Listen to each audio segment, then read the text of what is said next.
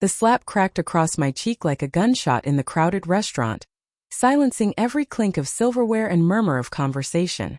My wife's palm stung worse than the impact. Her eyes, usually soft with the love we'd sworn to protect, now blazed with something feral and unrecognizable.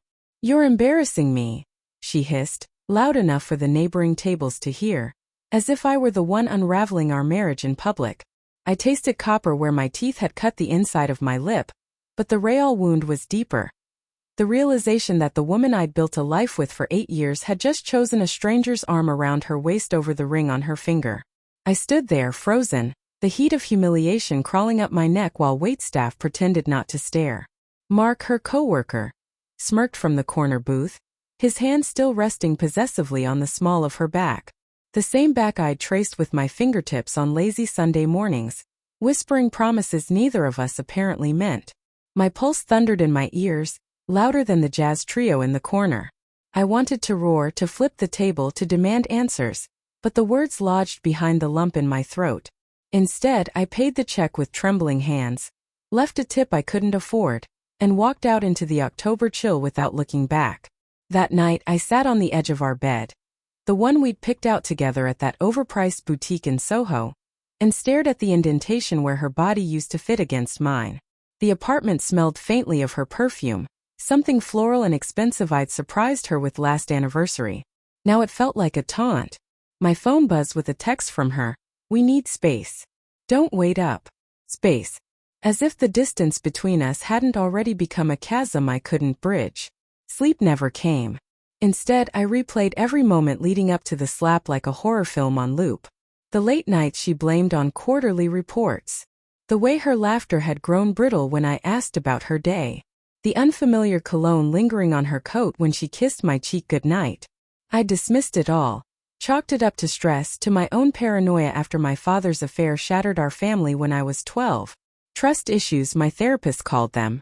I'd worked so hard to silence that skeptical voice in my head, convinced love meant choosing faith over fear. What a fool. At 3:17 a.m., unable to breathe in our bedroom, I wandered into her home office. The desk lamp cast a pool of yellow light over scattered post-its and a half-empty coffee mug with lipstick on the rim. Hers, but the shade was wrong.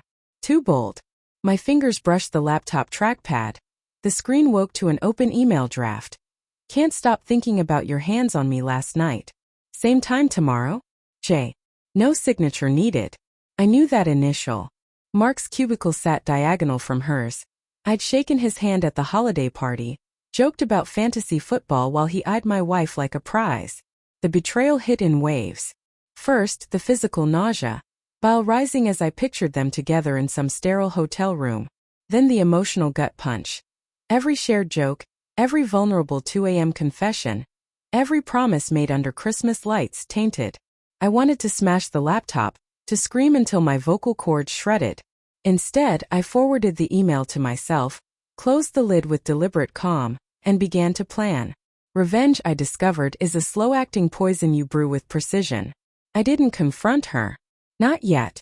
I needed her to believe the slap had cowed me, that I'd swallow the humiliation like the good husband she'd molded me into. So I played the part. Made her favorite pancakes the next morning. Kissed her forehead as she rushed out the door with a mumbled apology about work stress. She bought it hook, line, and sinker because people who cheat often mistake silence for ignorance. Over the following weeks, I became a ghost in my own marriage. I mirrored her detachment. Came home late citing client dinners, left my phone face down, let my responses grow clipped. The irony wasn't lost on me. I was weaponizing the exact behaviors that had wounded me. But each fabricated excuse carved another piece from my soul. I started seeing a therapist again, privately, because the rage simmering beneath my performance terrified me. "You're allowed to be angry," she said, "but decide what kind of man you want to be when this ends." I didn't have an answer. Not yet. The real ammunition came from Mark's carelessness. A shared Google Drive for their project. How original. Left breadcrumbs I followed like a bloodhound. Screenshots of texts. "Your husband's clueless LOL."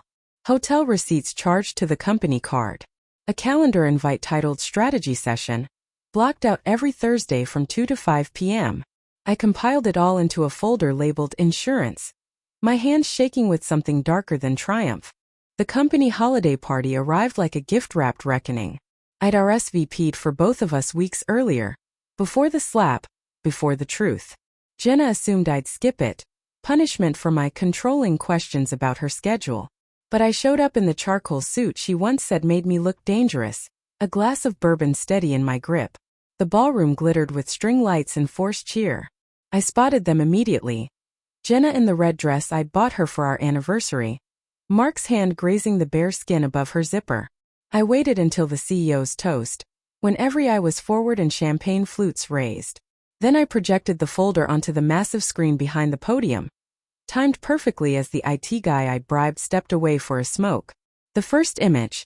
Their email thread enlarged for the back row. Gasps rippled through the crowd like dominoes.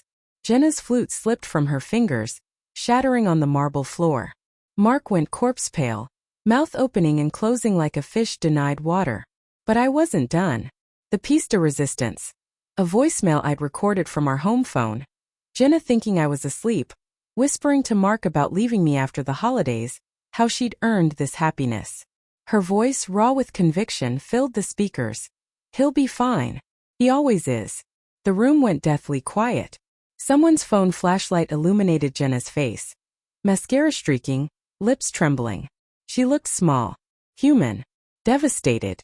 I didn't gloat. Didn't need to. The CEO's face hardened as he processed the embezzlement implications. Those strategy sessions funded by falsified expense reports. Security escorted Mark out while HR hovered like vultures. Jenna tried to reach me through the crowd, her apologies fracturing into sobs, but I was already moving toward the exit. The cold night air hit my face like absolution. Divorce papers arrived at her office the following Monday, served with clinical efficiency. I kept the apartment. She'd signed the prenup in happier days, and changed the locks before she could collect her things. The hardest part wasn't the legalities. It was deleting our photos one by one, until my camera roll looked like a stranger's life. Some nights I still woke reaching for her side of the bed. Phantom limbs of a marriage amputated. Months later, I ran into her at the courthouse for the final decree. She looked thinner, eyes hollowed by consequences she'd never anticipated. I didn't mean for it to happen, she whispered as we waited for the judge. I got scared. Of getting older, of routine, of... She stopped, realizing excuses were currency that had lost all value. I signed where indicated, my pen steady. I know, I said. Not forgiveness, acknowledgement. We'd both been architects of this collapse. Walking out into sunlight, I felt something shift. Not lightness exactly. More like the ache of a dislocated joint finally popped back into place. Painful but necessary. The slap had shattered my illusions, but the revenge? It rebuilt me, brick by brutal brick, into someone who would never again mistake silence for strength.